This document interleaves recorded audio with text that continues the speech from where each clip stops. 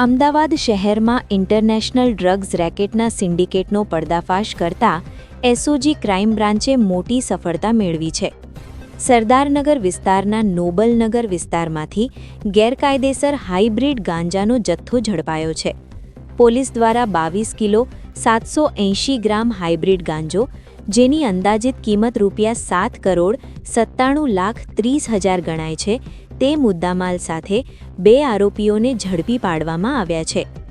Police commissioner Ahmedabad શહેર તેમજ સંયુક્ત પોલીસ કમિશનર ક્રાઇમ બ્રાન્ચ અને નાયબ પોલીસ કમિશનર એસઓજી ક્રાઇમ બ્રાન્ચના માર્ગદર્શન હેઠળ અમદાવાદ શહેરમાં નશીલા પદાર્થોની હેરાફેરી રોકવા અસરકારક કામગીરી હાથ ધરવામાં આવી રહી છે.